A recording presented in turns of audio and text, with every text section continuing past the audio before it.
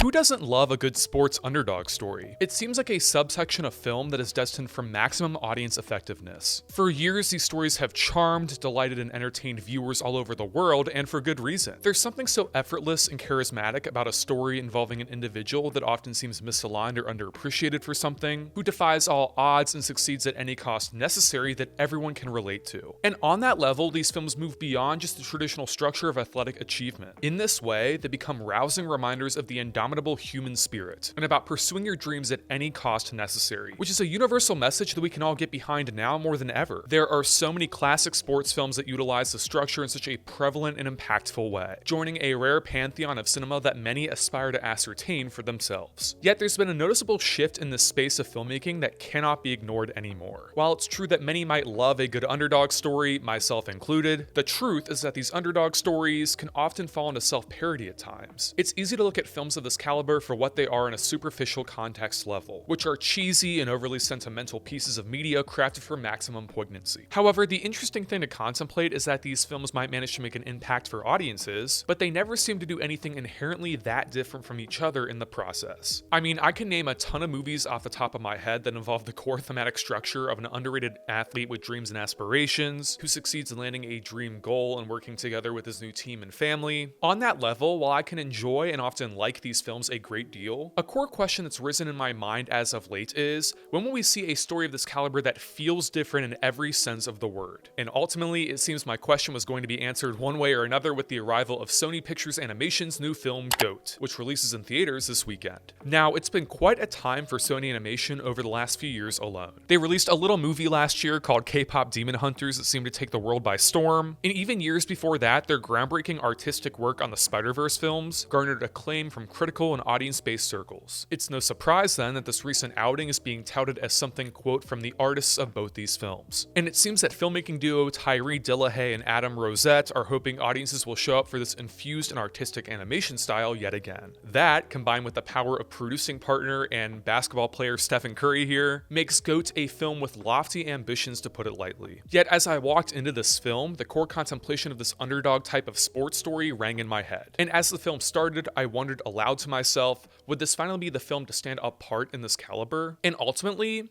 GOAT kind of succeeds in this area. GOAT opens as we follow young GOAT Will Harris as his mother, Louise, played by Jennifer Hudson, surprises her energetic son with tickets to see the Thorns play Roarball, which is an over-the-top version of basketball in this film's universe. As Will is starstruck by the energetic game and the presence of all-star player Jett Filmore, played by Gabrielle Union, he makes the claim that when he grows up, he's going to play for the Thorns and be just like Jett. Only the problem is, Will is small in a world of big animals. Small animals don't typically play Roarball, which means Will is going to have to step up to prove his worth in a world and setting that often scoffs at the thought. And thus, the groundwork is laid for GOAT as a film, which is a rousing and vibrant sports story with more than an abundance of strengths here, to be sure. I kind of fell in love with the film immediately from the start, in which the camera takes on the stylized viewpoint of a cell phone camera, as a traditional Spider-Verse infused blend of 2D and 3D animation techniques transports audiences into the layered setting of Vineland. As Will receives the news that he and his mother are going to attend the Roarball game and fulfill his dream, he can't help but release tears at the thought, much to the consolation of his mother. And it was within this opening scene of GOAT that I immediately knew that this movie's heart was entirely in the right place. You see, from visual clues, we understand that Louise works at a local diner, and we get the sense that she's worked tirelessly to get those Thorns tickets for Will. And in that moment, as Will and Louise excitedly cheer on his favorite team below and his dreams are made a reality, I actually couldn't help myself but hold back slight tears at the energy and enthusiasm on display. It honestly hit me like a sudden unexpected wave right within the first 5 minutes alone, and that was just an indicator for the rest of what was to come in the runtime. You see, one of the things I loved about this movie is that there was something so earnest and effortless about the thematic content on display within the runtime. In telling Will's underdog story through the vibrant lens of stylized animation, the filmmakers never lose sight of conveying the story in a way that feels grounded and nuanced in the process. The film's story might take place in a world that's entirely different from our own in more ways than one, but the story itself is entirely human, which is why it works so well. Every aspect of this athletic journey feels well researched and conveyed. As we follow Will's trajectory as he achieves his dreams, audiences get a fascinating viewpoint into the process itself that is incredibly realistic for a film of this caliber, and is more than fun for audiences to uncover for themselves. Whether it's the cutthroat press junkets or media days, the filming of promo advertisements and partnerships for the Thorns, the process of onboarding the team itself for Will, or even the logistics of travel to different cities of play, what's fascinating about a film like GOAT is how it adds such a realistic touch to the material, regardless of how fantastical or over the top the central sport itself might be in the process. In that similar lane, the world building on display throughout the runtime of the film is truly something to behold. The vibrant setting of Vineland is portrayed in such a prevalent fashion, and audiences are transported right into this fantastical world from the start. It's interesting how fleshed out and nuanced this world's hierarchy is in the film, and the setting itself is one of the key players in this. And the art design of the world itself is truly breathtaking. One thing I can say about this film is clear care and intent has been poured into the design work of this film overall, whether it's from the buildings themselves, lighting effects playing with the surroundings to highlight and accentuate certain architectural features, or even the character designs themselves, which are otherworldly. And on the topic of characters, we have to talk about the fantastic voice cast attached to this film. Caleb McLaughlin absolutely shines as Will Harris, the budding protagonist of this picture who holds an abundance of nuance underneath. It's hard not to end up loving Will as a character by the time the credits roll, and this is no doubt due to Caleb's talent in the recording booth. He instills such a strong sense of charisma into the young goat, with unbridled enthusiasm showing through in such an earnest and heartfelt way. This allows Will to become such a well-rounded protagonist, capturing the comedic highs throughout, while simultaneously devoting time to the grounded thematic material buried underneath in the process. As Will joins the Thorns and achieves his dreams, we're also introduced to the eclectic and colorful cast of animal characters who serve as Will's teammates throughout the film, who also hold an abundance of surprises and nuances in store for audiences to discover as well. Gabrielle Union absolutely demolishes her performance as Thorns all-star player Jett Filmore, who is Will's role model and someone he really looks up to. She conveys such an indifference to the material that suggests experience as a grizzled athlete tired of the ways of her career field. David Harbour is a delight as Archie Everhart, a rhino who struggles to balance his work life with his care for two rambunctious daughters, which provides an interesting character foil for audiences to contemplate throughout the film. Nicole Coughlan plays Olivia Burke, an ostrich who is obsessed with what other people think about her, maybe almost too much. Her character raises so many prevalent and important ideas about the role of social media in the athletic world, and about the false perceptions it can build within the space, which is fascinating to track. Nick Kroll plays the eccentric Komodo dragon, Modo, delivering a quirky and offbeat performance in only the way Kroll can do best, while producer Stephen Curry plays a small role as giraffe Lenny Williamson in a fun, albeit confined performance. And Jennifer Lewis, of course, absolutely steals every scene as Warthog Florence Everson, the team owner of the Thorns who rallies behind Will to get him on the team itself. And this voice cast example just scratches the surface. There are so many cameos and surprises in store for audiences to uncover throughout the runtime, and fans of basketball as a whole will no doubt be satiated at some inclusions in the cast here. What's so great about all these central characters within the film is how their own perceptions and misgivings about Will's inclusion on the team all stem from deep-set struggles and inner turmoil, which is displayed so vividly through the core exploration of teamwork and connection. While this is exemplified throughout so many of the core characters in the film, it's perhaps the characterization of Jett Filmore herself who truly encapsulates this resonant thematic angle. It remains one of the strongest qualities of the film overall itself. As mentioned before, Jett is at the top of her game when we are introduced to her character in the film. Hailed as one of the all-time greats within the sport of Roarball, she solidified her status as one of the best to ever do it, and she more than knows it. There's a calm level-headedness to her that remains confident and sure, and audiences more than feel that throughout the runtime itself. However, as the film progresses, this facade starts to shatter slightly. Audiences begin to catch glimpses that something is happening underneath Jett's calm exterior, whether in the form of aching pains or less motivation on and off the court. Yes, Jett is one of the greatest Roarball players of all time,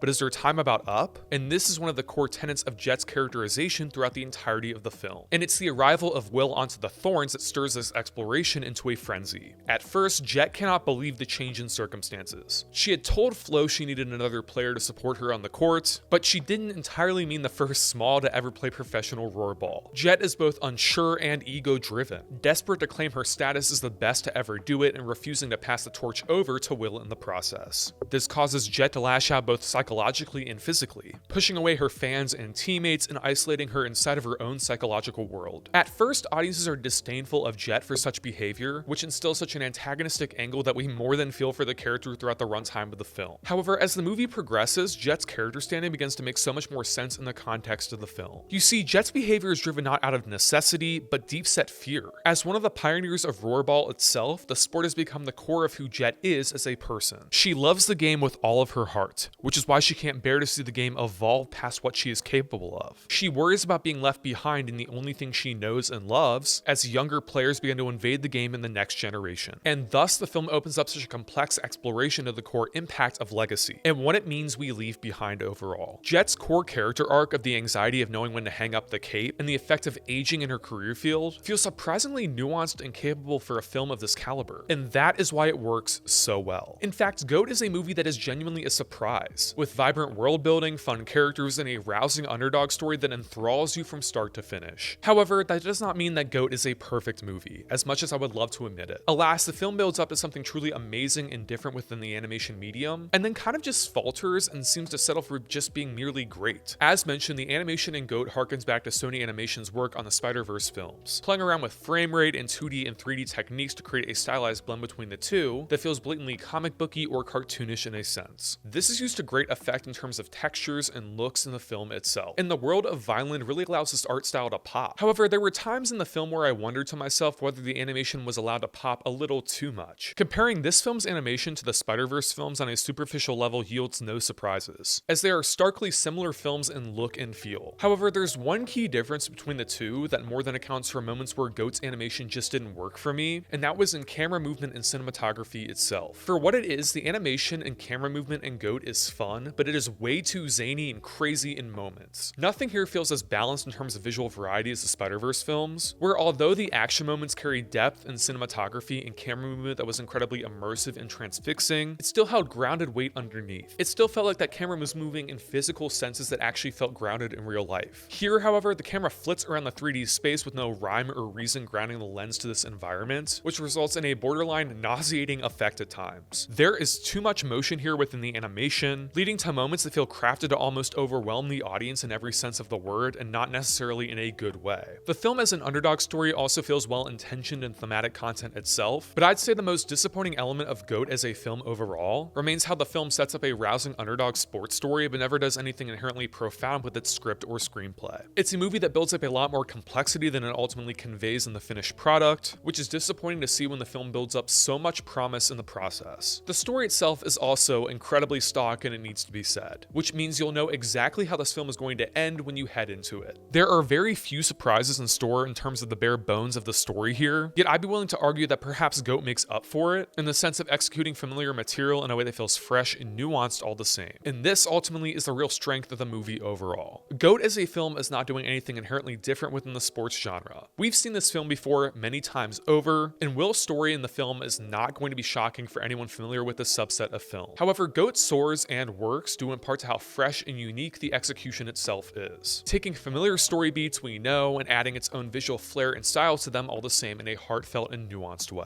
And its core exploration of aging and legacy feels timely all the same. In this way, audiences this weekend and beyond will surely find a lot to appreciate about Will and the rest of the Thorns this weekend, escaping to the violent and turbulent world of Roarball all the same. And although some might feel like they've seen this movie before, you can't help but fall in love with how earnest and heartfelt the film is all the same. Now more than ever, we need a reminder about the power of ordinary individuals to make a change within the world. And GOAT provides exactly this type of resonant message that cuts deep and never lets go. And that's the real magic of the film. That's why I'm giving GOAT a 3.5 out of 5 stars. GOAT is in theaters everywhere Friday, February 13th.